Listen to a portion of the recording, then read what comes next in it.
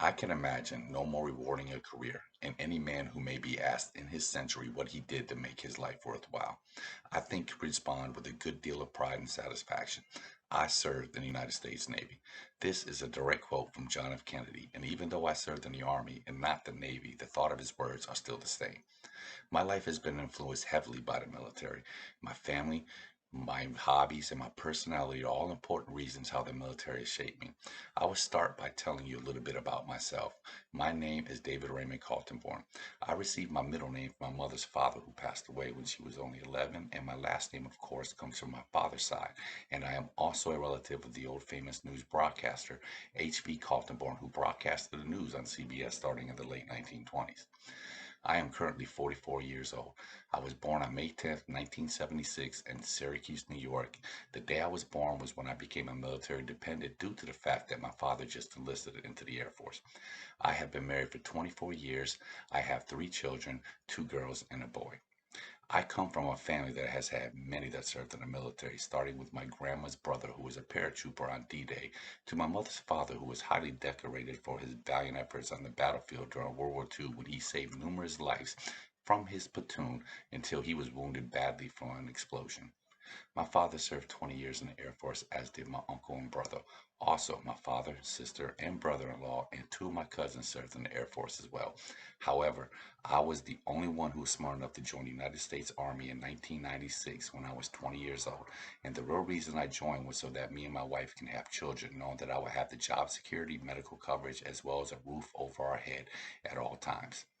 I served 21 years in the Army and did three one-year tours in Iraq and a year in Korea. And I retired in October 2017, and I currently am a delivery driver for FedEx. Another thing that the military has helped me with is for me to be sitting here in front of you giving this speech with the assistance from my post 9/11 GI Bill. This bill not only provides me free education, but it pays me just to become a full-time student.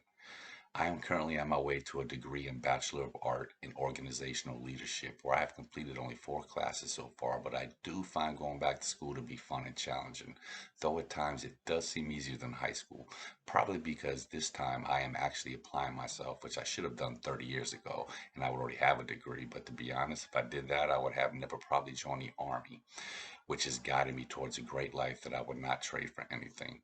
I really wanted to pursue a degree in drug and alcohol counseling, but figured who's going to hire a 50-year-old rookie to deal with some major issues. This is the reason why I chose a degree in organizational leadership, because of the experience that I already have from my time in the Army. Besides eating and sleeping, I really do not have so-called hobbies. I do enjoy playing my Xbox every now and then, especially NBA 2K, and to keep with my theme, of course, Call of Duty. But school has put that almost to the back burner as well as my full-time job. At the end of the day, I'm just exhausted, want to lay down and snack on my beef jerky and barbecue pork rinds and watch continuous reruns of Impractical Jokers. My personality, because of the roles and the positions that I held in the Army, has made me a very outgoing extrovert that loves to talk and meet new people. However, I do have a side of me that just likes to be left alone. I am not afraid at all to stand up in front of 1,000 people to myself and talk. I overgrew this fear while in the Army, where I had to conduct numerous classes as well as being in front of 40 soldiers every day telling them what needs to be done. I love people and helping them and giving guidance on what they need to do. What do I fear?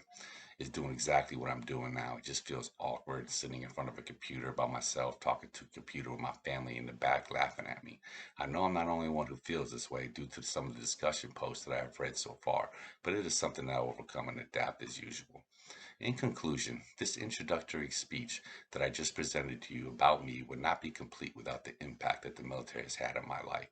Now that I've shared with you where I came from, my family history, as well as some of my personalities, it is very clear how the military is something that I cherish.